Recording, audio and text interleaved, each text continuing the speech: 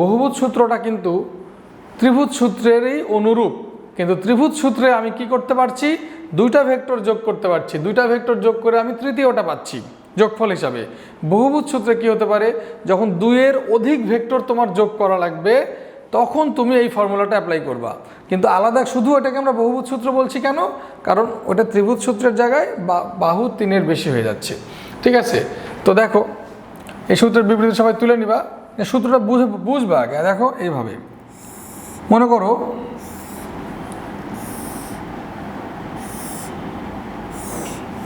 এটা একটা বহুভুজ, 1 2 3 4 5, 5টা বাহু আছে, পঞ্চভুজ। এই বাহুটা আমি দিলাম এ ভেক্টর, মনে করো এ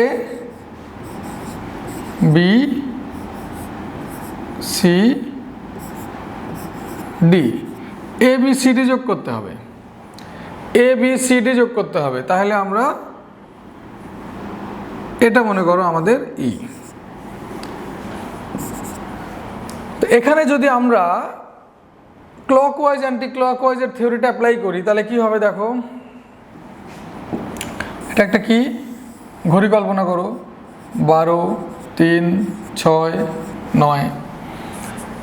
বলো এটা কোন দিকে, দেখো 6 থেকে 3-এর দিকে যাচ্ছে, তাহলে এটা অ্যান্টি ক্লকওয়াইজ। এটা দেখো এইদিকে, সব এই ক্ষেত্রের মধ্যে ঘুরে আসবে আর কি, এইভাবে ঘোরাবা।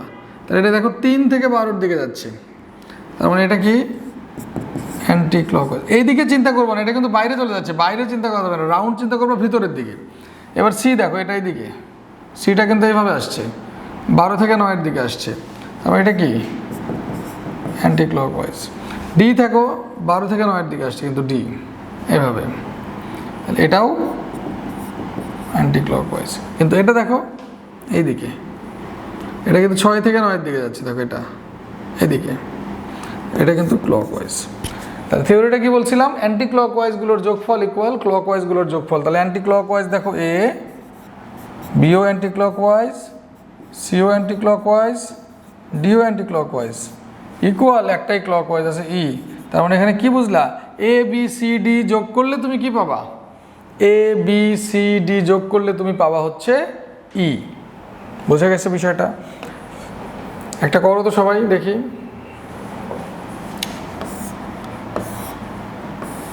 ষড়ভুজ, কেমিস্ট্রির বেঞ্জিন চক্র।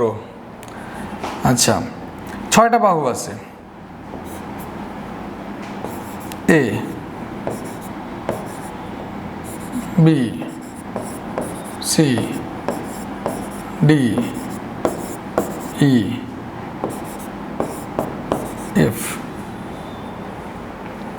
সবাই পজ করবা, পজ করে আগে নিজে নিজে করবা, তারপরে অ্যান্সারটা দেখবা। দেখো এখানে একটা ঘড়ি কল্পনা করবা, 12 3 6 9। তাহলে এ কোন দিক যাচ্ছে, এ যাচ্ছে 6 থেকে 3-এর দিকে, তাহলে এটা অ্যান্টি ক্লকওয়াইজ। বি কোন দিক যাচ্ছে দেখো 3 থেকে 12-এর দিকে, তাহলে এটাও অ্যান্টি ক্লকওয়াইজ। সি কোন দিকে যাচ্ছে দেখো এই দিকে আসবে, এই দিক দিয়ে ঘুরে আসবে, 12 থেকে 9 দিয়ে 6 এই দিকে ঘুরে আসবে, তাহলে সিটাও অ্যান্টি ক্লকওয়াইজ। ডি দেখো এই দিকে আসছে, কিন্তু এবার ডি দেখো 12 থেকে 3 এই দিকে আসছে না, 12 থেকে এই দিকে ঘুরে আসছে, এটা হচ্ছে ক্লকওয়াইজ। ই দেখো 9 থেকে 12-এর দিকে, মানে এটা ক্লকওয়াইজ না, এটা ক্লকওয়াইজ। আবার এফ দেখো এইভাবে যাচ্ছে, 6 থেকে 9-এর দিকে যাচ্ছে, এইভাবে ঘুরছে, তার মানে এটাও ক্লকওয়াইজ। তাহলে এই বি সি অ্যান্টি ক্লকওয়াইজ আর ডি ই এফ হচ্ছে ক্লকওয়াইজ। তাহলে আমরা কি লিখবো, A plus B plus C equal D plus E plus F. তার মানে A plus B plus C এর যোগফল আর D plus E plus F এর যোগফল সমান। তার মধ্যে এর মধ্যে যে কোনো 5টা জানা থাকলে আমি 6 নম্বর বাহুটা বের করতে পারবো ভেক্টর যোগের সাহায্যে, তাই না? আচ্ছা, এইবার একটা জিনিস খেয়াল করবা,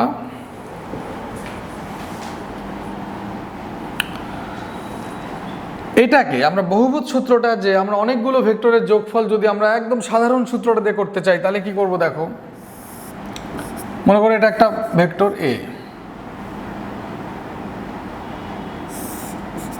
এটা একটা ভেক্টর বি, এটা একটা ভেক্টর সি। এ বি সি যোগ করতে হবে, এ বি সি যোগ করতে হবে। তাহলে আমরা কি করব দেখো, প্রথমে এটাকে আমরা একটু ভালো জায়গায় একটু বসাই, ফাঁকা জায়গায়, এটাই বসালাম এ। এবার দেখো এ ভেক্টরের তো এটা পাদবিন্দু আর এটা শীর্ষবিন্দু না, এটা পাদবিন্দু, এটা শীর্ষবিন্দু। আমরা কি করব, বি ভেক্টরটাকে আমরা, বি ভেক্টরের যে দেখো পাদবিন্দুটা আছে, এই যে পাদবিন্দু, এই পাদবিন্দু নিয়ে যে আমি বসাবো, কোথায় বসাবো দেখো, দ্বিতীয়টার পাদবিন্দু বসাবো প্রথমটার শীর্ষে। ওকে, তারপর দেখো এটা তৃতীয় ভেক্টর, এবার তৃতীয় ভেক্টরের পাদবিন্দু নিয়ে যে আমি বসাবো দ্বিতীয় ভেক্টরের শীর্ষে। এটা হলো তো। এইবার কি করব, প্রথম ভেক্টরের পাদবিন্দু আর শেষের ভেক্টরের শীর্ষবিন্দুর মধ্যে আমি একটা সরলরেখা টানবো। এই সরলরেখার যে দৈর্ঘ্য, এটাকে যদি আমি ডি বলি, এটাই হচ্ছে লব্ধির মান। আর এটা ভেক্টর যদি দিক হবে প্রথমটার পাদবিন্দু থেকে শেষেরটা শীর্ষবিন্দুর দিকে। এবং এইটা ক্লকওয়াইজ অ্যান্টি ক্লকওয়াইজ চিন্তা করে দেখো কি হয়। এটার ডিরেকশন তো এইদিকে, এটার ডিরেকশন এইদিকে, এটার ডিরেকশন এইদিকে, তাহলে এই তিনটাই দেখো অ্যান্টি ক্লকওয়াইজ। তাহলে দেখো এ আর বি আর সি যোগ করলে তুমি পাবা ডি। ডি দেখো আবার ক্লকওয়াইজ, এই তিনটা অ্যান্টি ক্লকওয়াইজ, এটা ক্লকওয়াইজ। ঘুরে ফিরে সব একই জিনিস। তুমি ক্লকওয়াইজ অ্যান্টি ক্লকওয়াইজ দিয়ে চিন্তা করো, তুমি সাধারণ সূত্র দিয়ে চিন্তা করো, তুমি একই ক্রম আর বিপরীত ক্রম দিয়ে চিন্তা করো, বিষয়টা কিন্তু একই দাঁড়াবে।